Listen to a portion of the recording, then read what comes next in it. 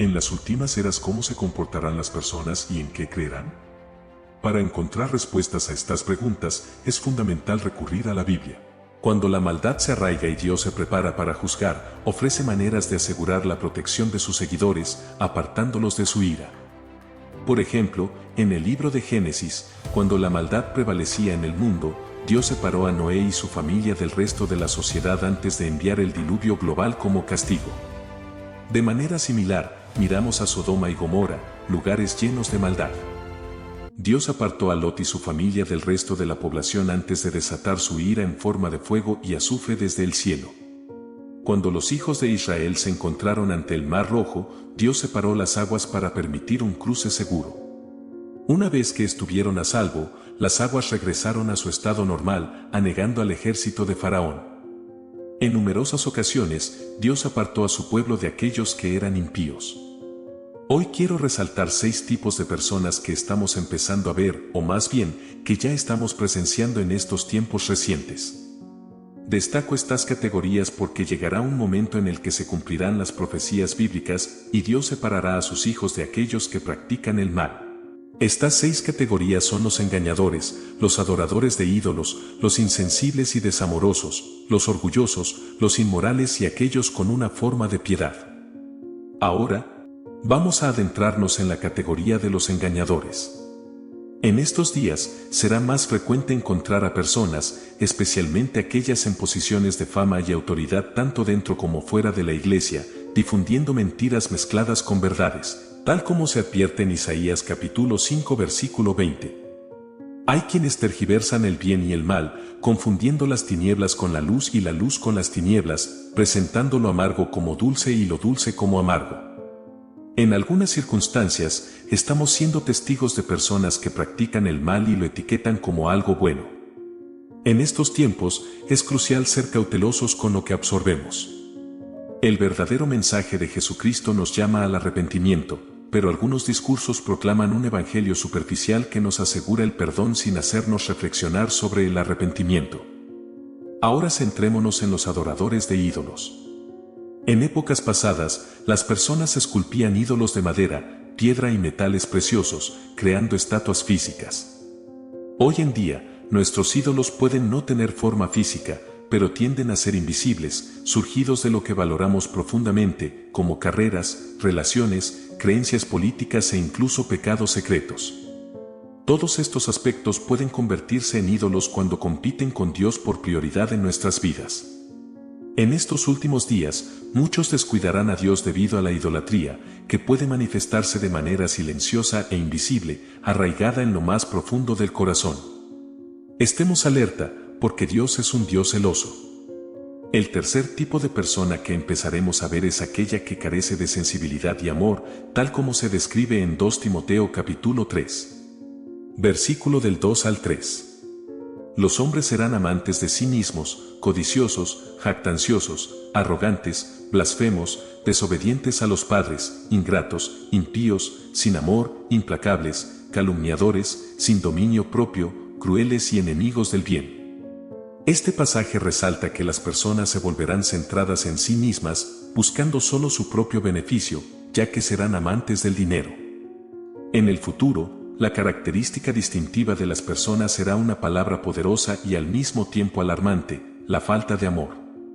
Esto es un signo de desamor, una carencia de compasión, tal como se refleja en las palabras de 1 Juan 4:20, que advierte que si alguien dice amar a Dios pero odia a su hermano, está mintiendo. Un corazón frío, desprovisto de amor hacia el prójimo, desagrada a Dios. Cristo nos insta a amarnos mutuamente como a nosotros mismos, pero en los últimos días surgirán individuos que se apartarán de este principio. En lugar de fomentar el amor, cultivarán la amargura y el resentimiento, optando por la venganza en lugar del perdón. Escogerán la traición en lugar de practicar el amor mutuo. Estas son las personas que observamos en este periodo crítico. Otra categoría notable son los orgullosos, alimentados por la riqueza, la vanidad y los logros profesionales. El orgullo, de naturaleza destructiva, priva a Dios de la gloria, desviando nuestra atención hacia nuestros propios logros. Además, perjudica a aquellos a nuestro alrededor al basarnos en comparaciones, considerándonos superiores debido a nuestro estatus, control familiar o moralidad aparente. El orgullo nos aparta de centrarnos en Jesús, precisamente donde el enemigo desea que estemos. En los últimos días, también se destacará la inmoralidad. Las personas cambiarán lo que es natural y los enemigos se volverán humanos. En lugar de ser amantes de Dios, en los últimos días, se convertirán en amantes del placer. Esta inversión de los valores divinos relacionados con la sexualidad es evidente en las influencias sutiles del entretenimiento, la música y los medios de comunicación. Satanás pervierte la norma bíblica sobre el matrimonio, promoviendo la fornicación y alterando la perspectiva divina sobre las relaciones íntimas. La última categoría abarca a aquellos con una forma de piedad. Este es un fenómeno que no se puede evitar. El amor de Dios es un fenómeno que no se puede evitar. Este es un fenómeno preocupante, donde las personas parecen cristianas exteriormente, vistiéndose y actuando como tales, pero en sus momentos privados no buscan verdaderamente asemejarse a Cristo. Vivimos en una era de engaño, donde el entretenimiento, la música e incluso algunas iglesias pueden tener una fachada piadosa, pero ocultan intenciones maliciosas detrás. Cuidado con las apariencias, ya que algunos pueden parecer fuertes cristianos a primera vista, pero Dios conoce los corazones que están lejos de Él. Nuestro desafío es permanecer fieles, no solo en la superficie, sino en nuestros momentos más íntimos, manteniendo una búsqueda sincera de una vida en conformidad con los principios de Cristo. Como hijos de Dios, la prontitud es fundamental en nuestra jornada espiritual. No debemos esperar una batalla para prepararnos. La Biblia nos llama a estar siempre listos. Pero, ¿cómo podemos mantener esa prontitud? La respuesta radica en asegurarnos de que nuestra relación con el Señor esté en orden, viviendo bajo la influencia y dirección del Espíritu Santo. Esto implica orar sin cesar y meditar en la palabra de Dios, como nos recuerda un Juan capítulo 1 versículo 9. Si confesamos nuestros pecados, Él es fiel y justo para perdonarnos los pecados y limpiarnos de toda maldad. En medio de los desafíos y la presencia de diversos tipos de personas en los últimos días, tenemos el poder y la guía divina para mantenernos firmes en nuestra fe. Debemos estar vigilantes, cultivando el amor, la humildad y la pureza, confiando en la promesa de que Dios nos guardará en todo momento. La palabra de Dios se convierte en nuestro tesoro, beneficiando nuestra relación con el Señor. Otro paso esencial para mantener la prontitud es seguir las enseñanzas de Jesús. Él nos recuerda en Mateo capítulo 7 versículo 21 que no es solo aquel que dice, Señor, Señor, quien entrará en el reino de los cielos, sino el que hace la voluntad del Padre. Este no es solo un pasaje para conocer, sino para actuar.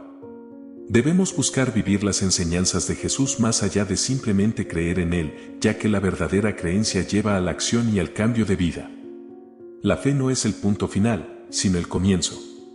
Debe animarnos a tomar la decisión de seguir a Jesús en nuestra vida espiritual, llevándonos a un cambio profundo. Sabemos que enfrentaremos desafíos y momentos difíciles, pero es en esos momentos donde la gracia de Dios entra en juego. La verdadera salvación trae consigo un pesar sincero cuando cometemos errores, mostrando que no encontramos placer en transgredir. Comprometámonos, entonces, a seguir el camino correcto y recibir la gracia de Dios para vivir nuestra fe, reconociendo nuestras imperfecciones. Evitemos ser simplemente creyentes que dicen seguir a Jesús pero eligen no obedecer sus enseñanzas. La prontitud constante surge de nuestro compromiso de seguir el camino de Jesús, incluso sabiendo que no seremos perfectos. No dejemos que nuestra vida esté marcada por arrepentimientos constantes.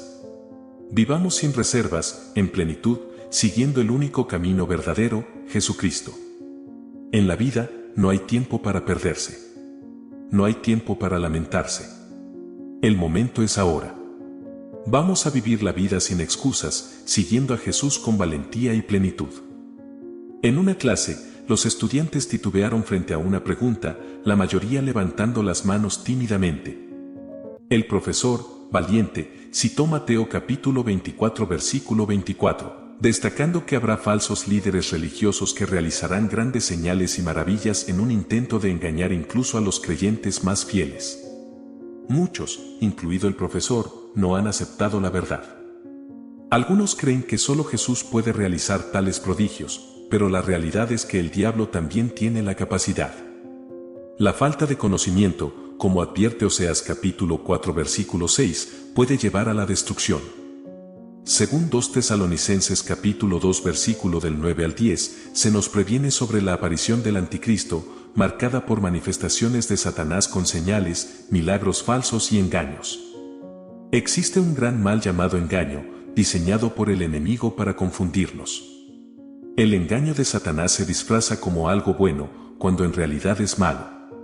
La tarea de cada creyente es distinguir lo divino de lo diabólico. Juan capítulo 4 versículos del 1 al 3 instruye a no creer en todo espíritu, sino probarlos para saber si son de Dios. Si un espíritu confiesa que Jesucristo vino en carne, es de Dios. De lo contrario, es el espíritu del anticristo. Entonces, ¿cómo probamos los espíritus? Si el espíritu reconoce que Jesús vino en carne, murió en la muerte, es de Dios. Ante predicadores o profetas que realizan actos sobrenaturales, es crucial orar por discernimiento y esperar para ver si el acto glorifica a Jesús como Señor. Probar los espíritus es vital.